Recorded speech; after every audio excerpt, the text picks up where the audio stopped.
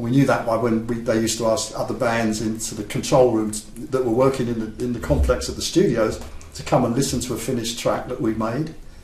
And Richard and I used to look at the band's faces who were asked to come in and listen to a track, and at the end of the track they were just dumbfounded. They could never ever believe what they just heard. And that's the way it was. I mean, you had to, and that's going back those 50 years. I mean, you know, that was the progression of music, but there was nothing like it. So, what was it to your mind about it that was just so different? Well, it was just looking for something different from all aspects, from the way they were writing, the way we approached the album technically, because a gauntlet was thrown to me after we finished the Revolver album, and they went on tour and couldn't recreate any of the songs on tour from the Revolver album. So John came into the control room on that first day and said, we're never going to tour again, and we're going to make an album that's going to have sounds on it and things on it that no one's ever heard before. And everyone looked at me, and I know what I've got nothing, you know, except on Revolver, you know, to get some of the things on Revolver right, to abuse the equipment, and got into trouble sometimes from the management. Had to be a bit careful. Well, how tight was EMI in terms of standards and what you could and couldn't do? Well, the thing was, it was classically based at that time.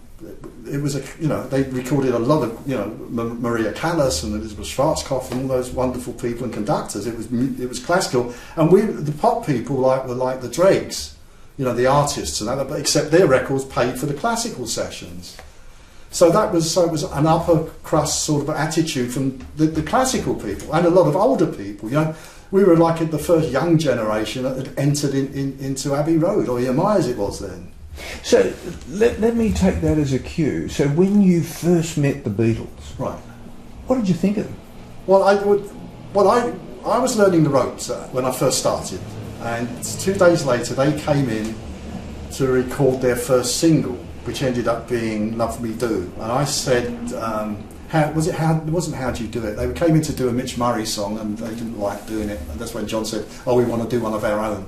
But I said to the guy that was teaching me, Richard, not Richard Lush, but another Richard, I'll ask the management, can I sit in or stand in on that session to see how it was? Because they were just the band from Liverpool that people saying, oh, they'd been in for their artist test with Repeat Best and stuff, and for some reason they were bound. I don't know. There was an attitude. They were the kids and mop tops, and they were different from Cliff Richard and the Shadows. Let's put it that way.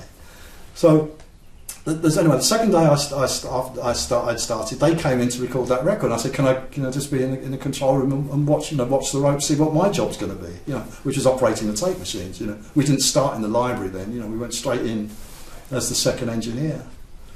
So then, you know, I'm looking down, and you know, the first thing is they got their attire was the thin, you know, ties and the jackets and stuff, and they were different. You know, it was like anti-establishment, I guess, at that time, because we were like the first generation after the Second World War that had any money in our pockets, I guess, and because we were not revolting, but we were anti-establishment in our own sense. I mean, Carnaby Street came into being, and there was an air of sort of freedom, I guess.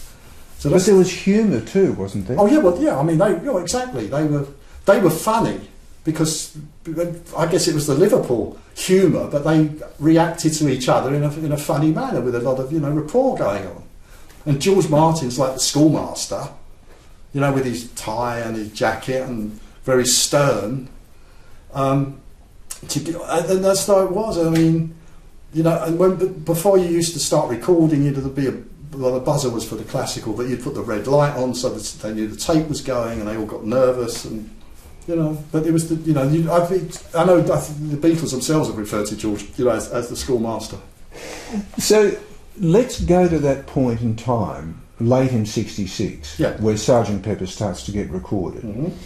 Did you have any hint about how extraordinary this record was going to be at that point on that first day? Yeah, well, the first day we just started Strawberry Fields. I mean, that was the hint.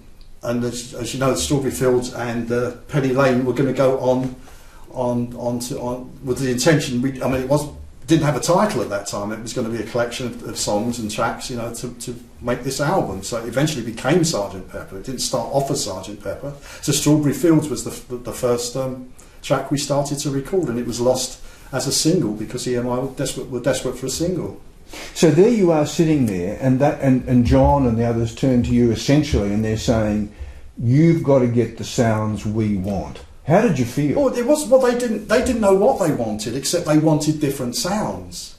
So I'm doing all manner of things. I mean, we'd never, once we'd done something, we always strive to get, if we recorded something in a certain way, just as an example, if the piano had been mic'd on the top, for the next song, because I used to listen to it as they were rehearsing the song, and sort of, because the way I work is like painting a picture in tonalities and stuff, and there's a certain sound I might pick up on while they're routining it. So for instance, the next time I'm going to mic the piano differently, so I might mic it from underneath, which no one would do, you know. So all the time I'm looking for different, you know, ways of doing things. And there was an air duct under the floor which used to sort of resonate, and I think I taped a little thin condenser mic on the floor over the air duct, which you could hear the drums sometimes, and a lot of close miking with little condenser mics, really, really close onto things. As you know, there's like little harpsichord noises, and George had that little instrument called the Virginal, I think it was. It was like a practice piano. It was about that long, and it just had one little thin string on it. You could play it, and you know, I used to put the mic just there, you know, and it sounded amazing. I'm quite sure on Lucy in the Sky there's a lot of that. I can't remember now. But all the time we were just looking and looking and looking, you know, for new ways of doing things. The saving grace for me was something I've worked with on the Revolver album, which was the Fairchild 660 limiter, where that drum sound came from, where the whole drum kit went through that limiter, and it really gave it a pounding, punchy sound. So guitars went through that, vocals definitely went through the Fairchild 660. So that was that made things sound really great, you know, so that was a big helping hand, you know. So that process, when they would run through a song, yeah, and there you are sitting in the control room, and even as they're running through the song, yes, you had to start coming up with ideas. Well, I'm thinking, yeah, absolutely. Tell us how that worked. Well, I mean, another example then was on Lovely Rita, mate, right? They were stuck for the solo. And in fact, I suggested the piano solo, believe it or not, because they were really in a tizwaz about what solo to put on it. So then Paul shouted up, because I was at the top of the stairs, and Paul said, "Oh, you play it," right? So I'm so nervous, you know, in those days. So I said, "No, I can't do it." So thinking about it, although it sounded weird at the time to do the piano solo, it would, when you think about it, it was not going to sound right. So what I did, I wanted a shimmer behind the piano, because to get a sound of a piano that no one had heard again, because these are supposed to be all new sounds. So what I did, I used an the echo chamber on it, which was at the back of number 2, and we could send the signal of the piano via a tape machine into the echo chamber, which would give some sort of delay. So what I did, I stuck sticky tape on all the guide rollers of the tape machine, so when the tape went through, it was wobbling all over the place, right? Again, if the manager had come in, I probably would have gone fired or got into terrible trouble. So it wobbled the tape going through the heads, right, of the tape machine, and wobbled the echo or the piano into the sound into the chamber, and that was like the sound behind the piano. But now you can actually get that sound as a plug-in, because most plugins now are based on the things we used to do. So that's one example, you know.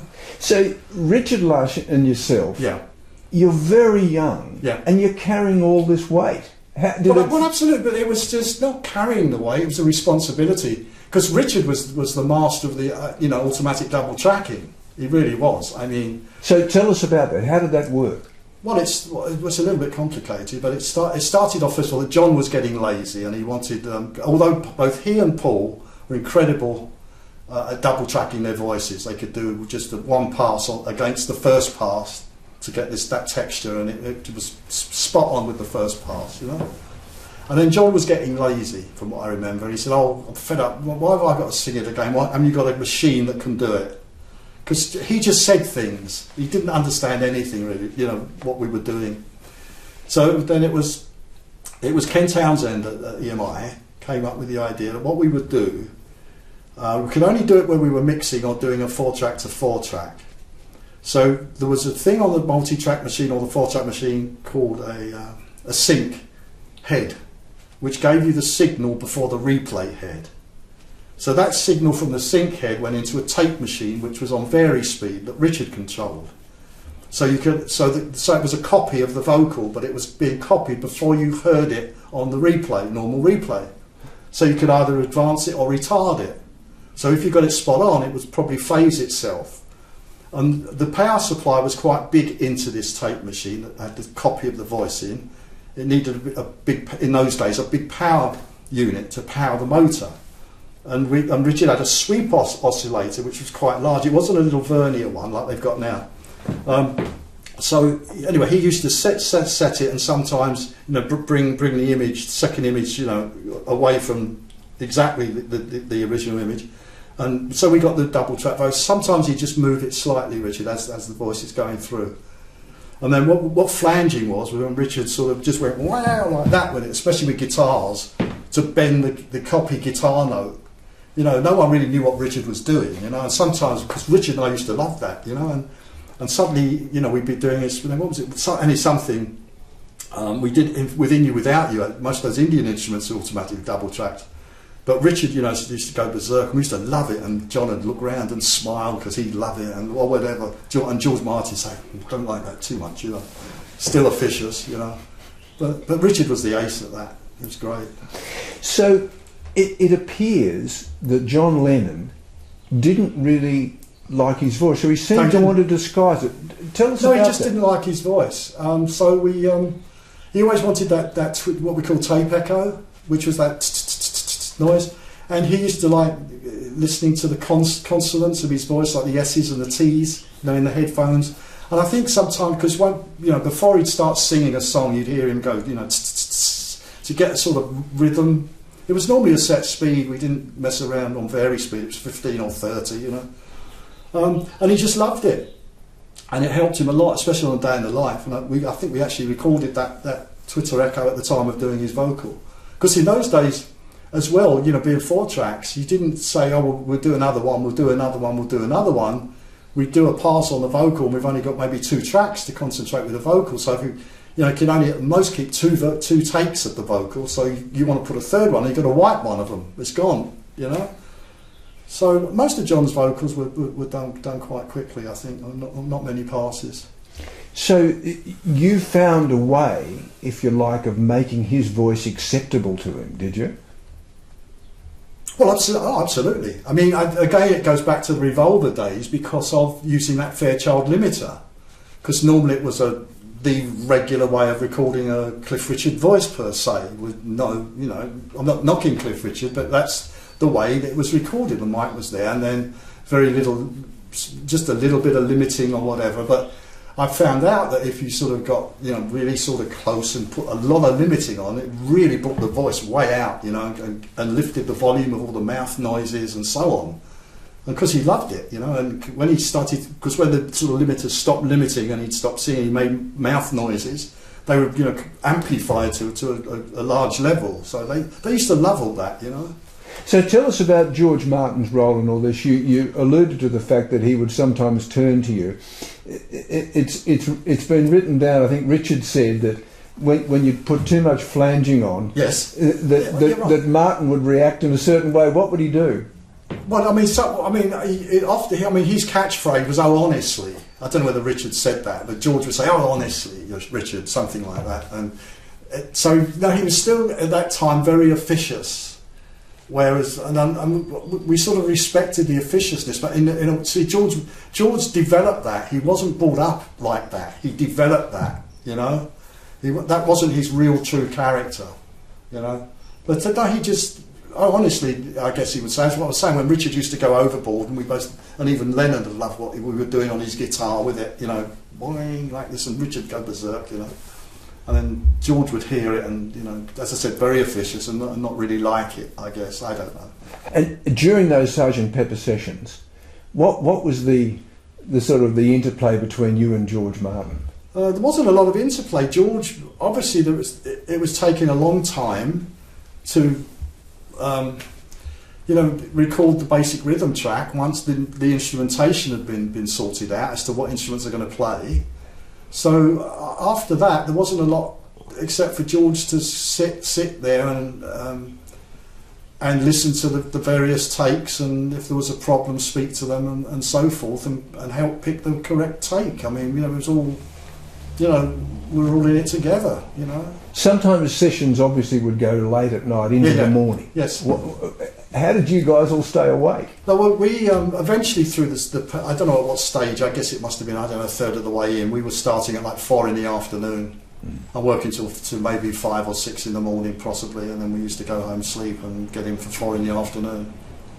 And did you need something to keep awake? No, not at all. No, well, except I did find out, I was pretty good at that, but I did find out from Jerry Beckley, who was the singer from America, and he knew Mal Evans, and Mal Evans had told him that he used to drop things in my tea and George Martin's tea, and probably Richard's tea, and we were completely unaware of that. To keep you awake? Yeah, to keep us awake. Yeah.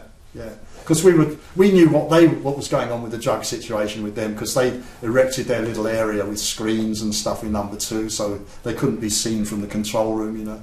So tell us about that, because Pepper, more than most albums in musical history, has an association with mind-altering drugs. Yeah. Were the Beatles smoking a bit of dope? Well, yeah, they were. But the other things that they were taking, we knew they probably were taking other things, but we were sort of, in a sense, unaware of it. Richard and I probably had more insight than George, possibly. He may have been a little ignorant. But yes, there was one occasion, which is really funny actually. They'd try anything, and I don't know which track it was, and one that they came in about 7 o'clock or 8 o'clock one night to do some vocal overdubs, or they'd been somewhere, I can't remember. And the idea was to get a strobe light going in the studio. So, because they're moving around in number 2 studio with the strobe going, and it looks like one of those old Charlie Chaplin films, and because within 10 minutes they'd all got migraines. And they would like to go home. They'd try anything. Oh, that's fantastic. Yeah. So when you say that George Martin wasn't too sure what was going on... Oh no, in what respect? In terms of them smoking dope and... No, we knew they were smoking, because Mal had started lighting joss sticks and stuff like that. We knew that was going on, but the outside, they were pretty well behaved in the studio. They worked really, really hard. And especially Ringo. Anyway, I'll get onto that in a minute. But no, they really worked hard, and obviously they smoke a couple of joints maybe. But that was the end of it really, and they kept themselves really together. When they had the most fun was when they were doing the vocals around the vocal mic, because as soon as they got around the vocal mic, then they started giggling and laughing, and everything started falling apart. They'd get halfway through a vocal, and then Paul might start laughing if they were doing like harmony vocals, or John might start laughing, because on the mic that we used, in most instances, if it was like harmony vocals, it was a mic that's on what we call figure of 8, so it's live both sides, so they're looking at each other. And that's how comes, the development of the giggles started, because they're looking at each other. So they're trying to keep a straight face, So let's talk about each of them. The Beatles. You talked about Ringo and the hard work. I just mention that because sometimes he gets overlooked, because we had like his little drum booth, and as I said earlier, we keep changing the rhythm of the songs. They might try it 4 hours one way and not be happy with the rhythm or so forth, and then they try it another way, and but he'd be drumming from this time that we started, to routine the song, for a long time, 8 hours maybe, and the session was always over normally when you see Ringo stand up at 4 in the morning maybe, at 4 in the morning, and put his coat on, and that he didn't say anything. The others were talking, or we just finished another take or something, and he'd be so tired he'd just stand up and put his coat on, and that was the end of the session. Now, if you had a favourite out of all the Beatles, who did you find yourself drawn to? Oh, well, Paul, obviously. Paul was the musician's musician, and I think Paul had an understanding of what I was doing as well, because he knew I was into instruments and so forth, listening to musical instruments and crafting them, let's put it that way. And did he drive Pepper to your mind, the concept? Well, he was the one that always wanted 110%, and which is like the acceptance of a take.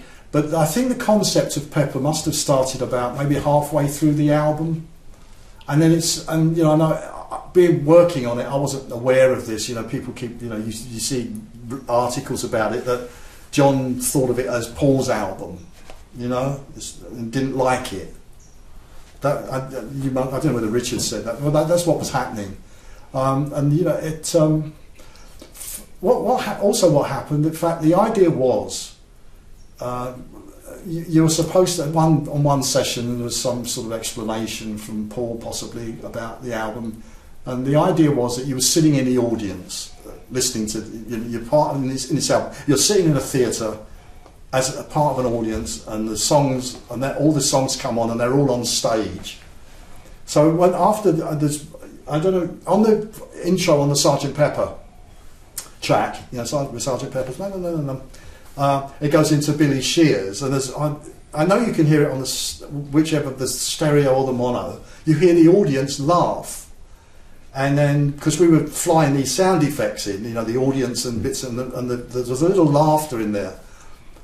Paul must have made it right. Well, that's when, you know, Ringo comes on stage to sing Billy Shears, and he trips up and falls over. That's why the audience laugh.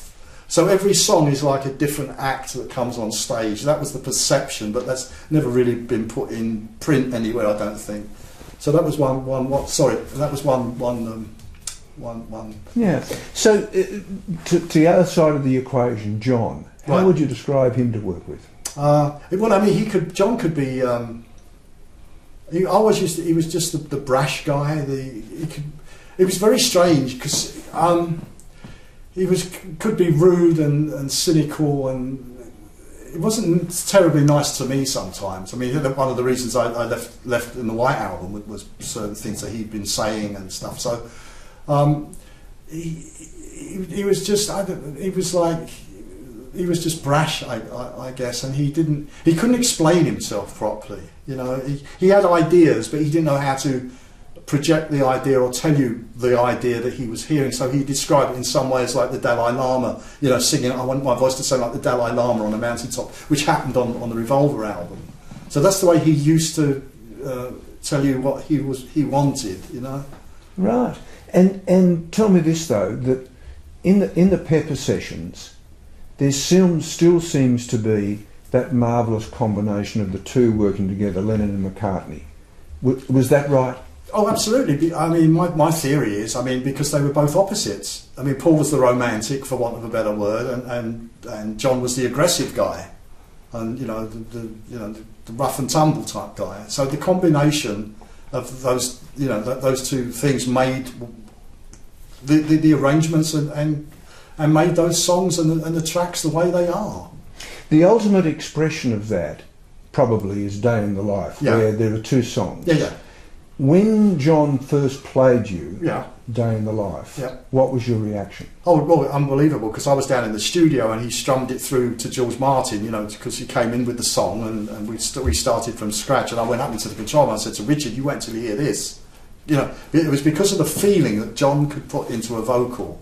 And my theory again on this was the fact that being the guy, the bashful guy he was and rough and ready, when he came to do a vocal track, he got this emotion into his vocals. So it was like two different people. So I thought, well, and I could never figure it out. And it was only a long time after, you know, we finished, you know, many years after, I guessed it was he used to think of his childhood. And then by doing that, it gave him the emotion to be able to sing those songs, because they were two different people.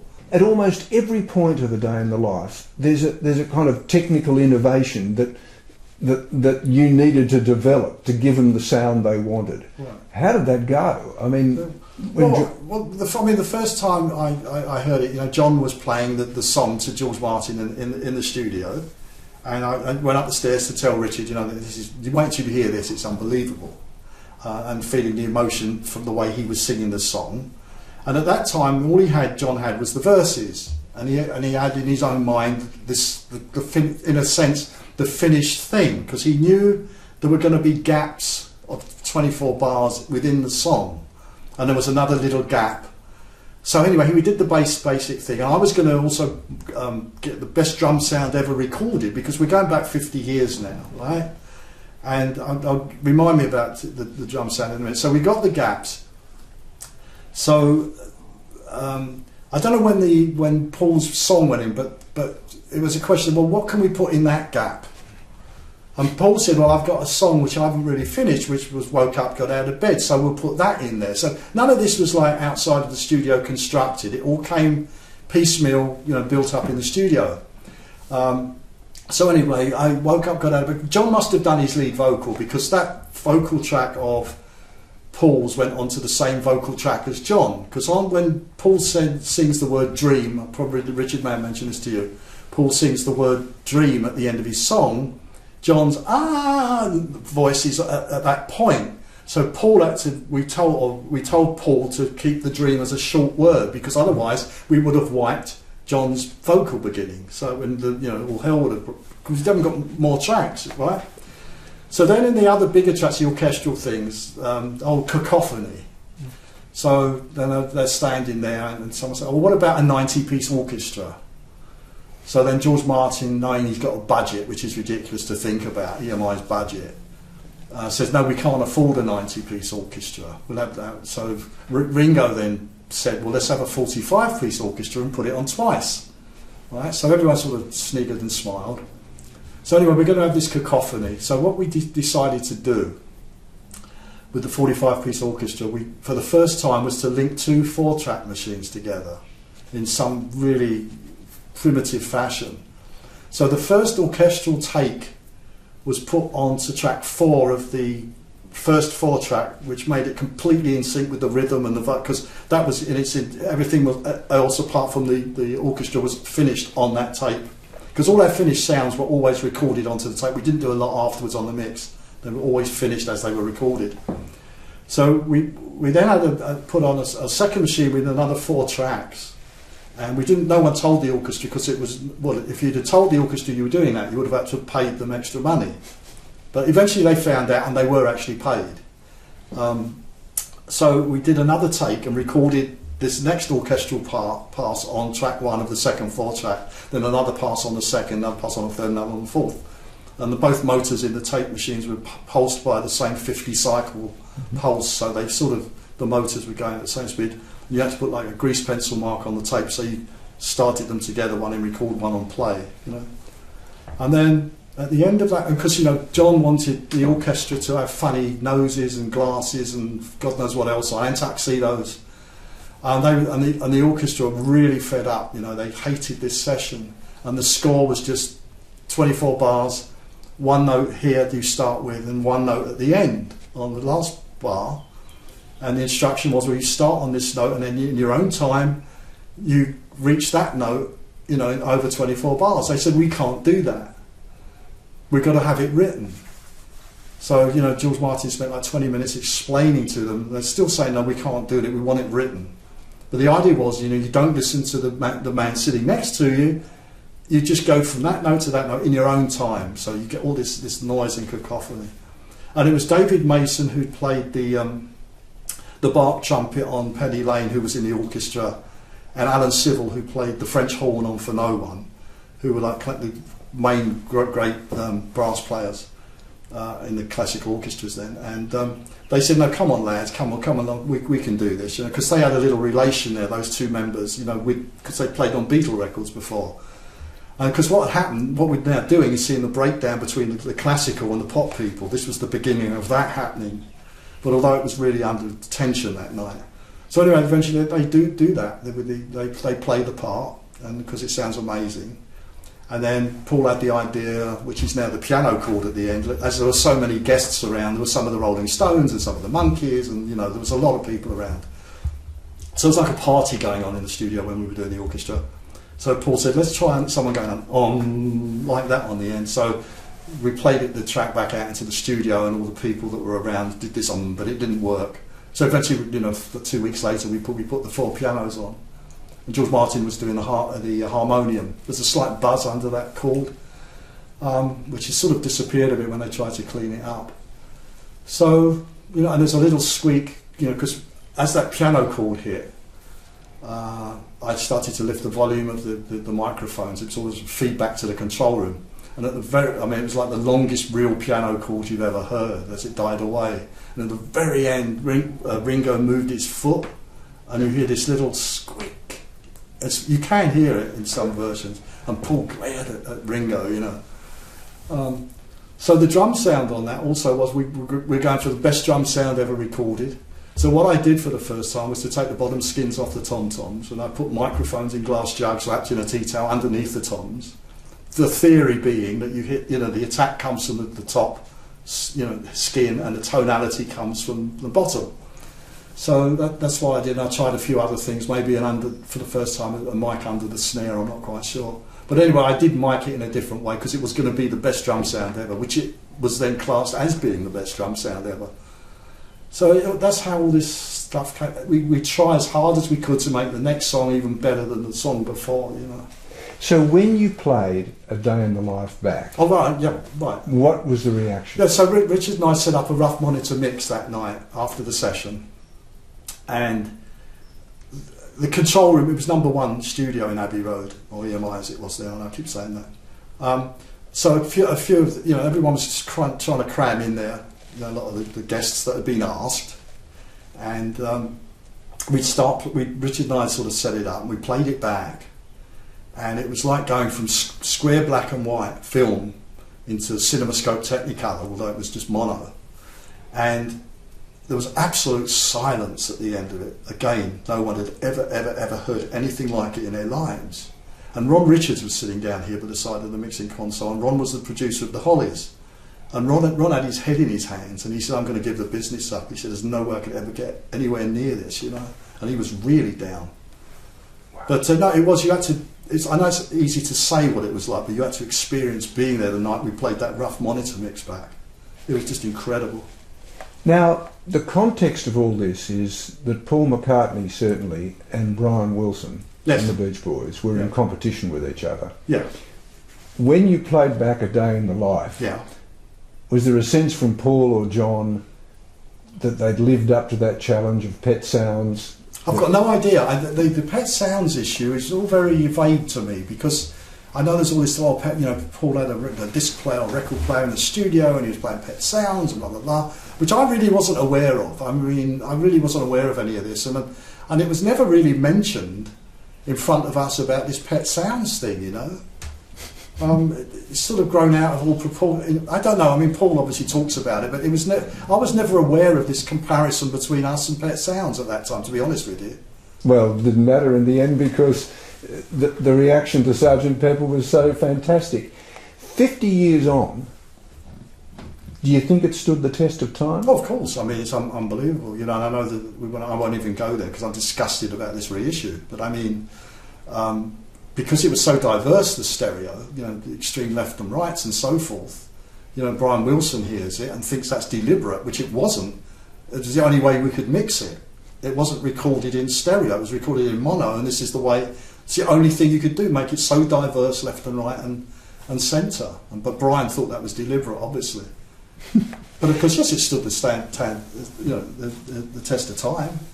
When you listen back to the album now, what's your reaction? No, great. I mean, I play the mono CDs. That's about the only thing I can play now. I mean, that's not too bad.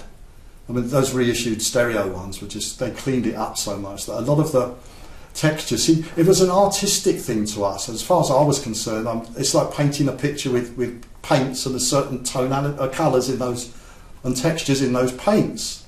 So when for instance, what happened when I was doing something for Naris or something, if we dubbed a cowbell on, you know, their attitude was, well, we don't want it to sound like a cowbell. I mean, if we put a guitar, I'm trying to make it not sound like a guitar, right? All the time this was going on.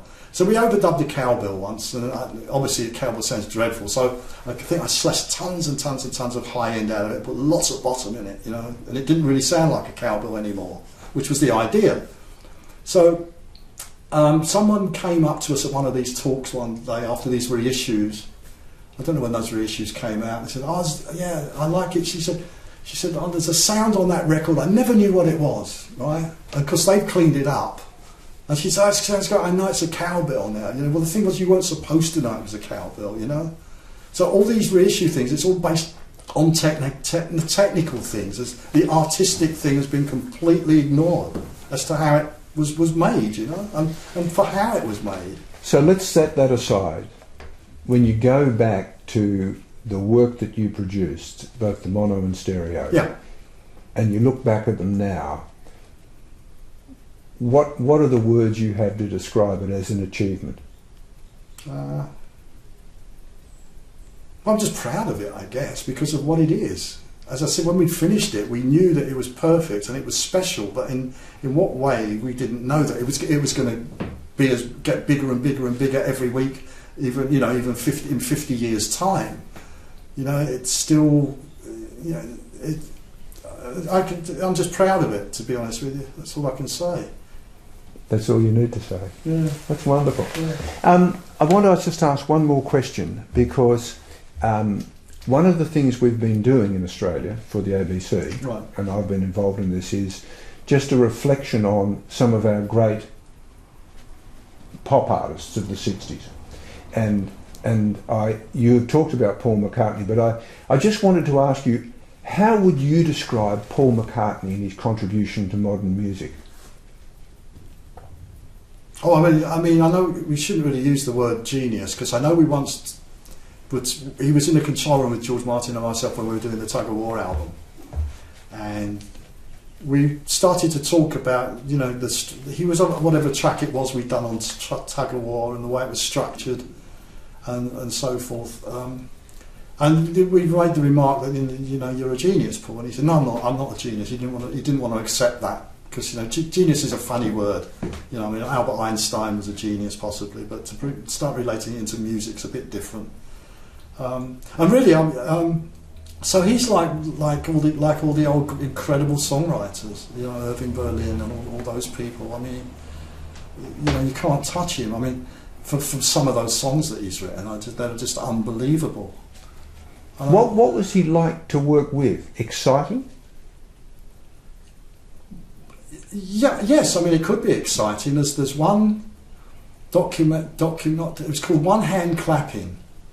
This little, I don't know if you've ever seen that, and it was done in Number 2 Abbey Road. It was when he was with Wings, and it was just after we'd done Band on the Run, and this little thing was called One Hand Clapping, and we just recorded it live, some tracks off of Band on the Run, and there was Jimmy and a guy called Geoff, who was the drummer then, and Denny and Linda, and the energy in these songs are just amazing. To think that, you know, he's just, I mean, it's one of those things that not many people know that little documentary, but when you hear these performances, it's just incredible. It's just... What was it about him that made him great to work with? Was he demanding? No, he wasn't. No, he knew what he wanted. You know, I mean, and I guess we got on well together because he liked it. He knew how I functioned, you know, and how I could interpret his songs, you know, and record them, basically. And I think it's been suggested that John was a rival with him. Did you sense that rivalry between them? No, not really. I mean, I think George Martin was more aware of that from a political point of view than I was, because, you know, George was thinking of the politics involved with who's got this song, who's got that song, you know, and so forth on the album. Yeah. Yeah. But what an incredible combination. Well, yeah. I mean, it'll never. I mean, it'll never. It might happen again in 200 years. Let's think about it in that way. I mean, Mozart was probably the pop guy of his day. He wasn't classical in his day. He was pop music, and then, you know, the Beatles came along as what they are. And I think it's going to be many years before anything, if ever, would materialise like the Beatles have or McCartney has. Geoff Emerick, thank you very much for talking to us. That's a pleasure. That's great. Thank you.